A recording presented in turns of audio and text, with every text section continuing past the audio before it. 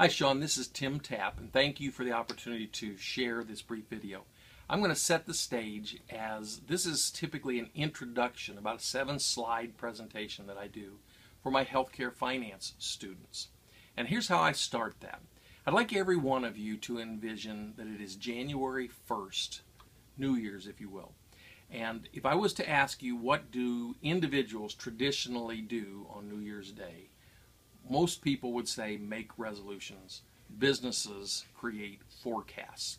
We all look at it with a great deal of anticipation, positive anticipation for what is about to come.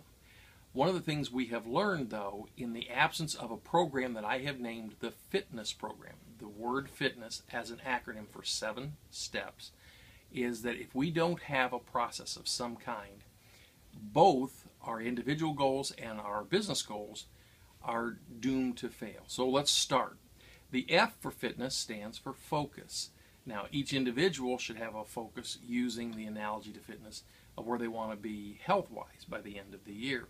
In a business, there's typically going to be a financial focus, budgets, those kind of things. There will be the need to be self-disciplined in following that plan, as well as whatever the plan is has to be something that is sustainable. The second letter, the letter I, stands for interpersonal. One of the things we have learned is obviously there is little that is accomplished, especially if we have to do it through and with others, that interpersonal relationships and commitments are not critical. So we are always about improving relationships, increasing our influence with others, and implementing something I've called a diversity mindset. Now, this is not the traditional training we've received for the last 15 or 20 years about harassment on the job, acceptance of individuals for different reasons. This is where we learn to consider what the individual brings to the table. And as opposed to them being an expense as an employee, they are actually an investment. And what they can contribute, the value, is the true diversity that they bring to our business.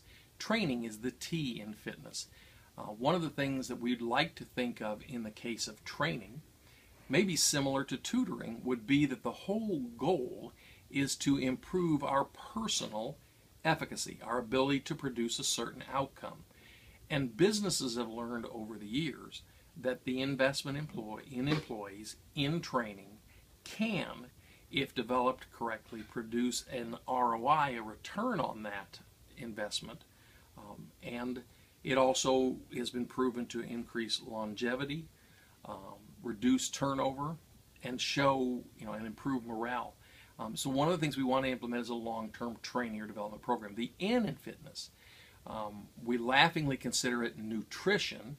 Certainly on a personal level, we know what that means. On a business level, we want to consider nutrition to be a hunger for growth.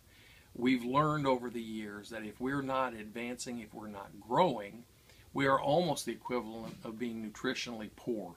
We're lacking, we're dying, if you will, because somebody else is going to come along and find either something new, something better, or a better way to do what we do. So one of the things we want to do from a nutrition standpoint is to develop healthy financial habits for the business, how we review reports with a certain frequency, and what we do to improve the training in that same area. E for exercise in the fitness acronym stands for practicing to improve and create positive habits.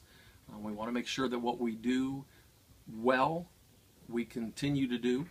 We want to maintain our corporate image, and we want to, of course, consider being lean in this case. The first of the remaining 2 S's is, are we socially responsible? We've learned over the years that corporations that are socially responsible have a higher perceived benefit to both the community and a higher stockholder value. So one of the things we want to do is consider our social image. There's a quote that comes from John Wooden, the ex-basketball coach for UCLA, that says, "Be more concerned with our character than with our reputation, for our character is who we really are, whereas our reputation is merely who we think we are." And the last letter is the S, okay, that stands for, again, if you will, social responsibility, social renewal, etc., personal renewal, And one of the things we want to make sure that we do is create and develop a perception internal to the company that we are that type of organization, that we have a almost spiritual mindset, something like culture, if you will. Does that make us the employer of choice? Does that make us the university that people want to use, the company to go to for tutoring services? But the bottom line is that we are honest and true to ourselves.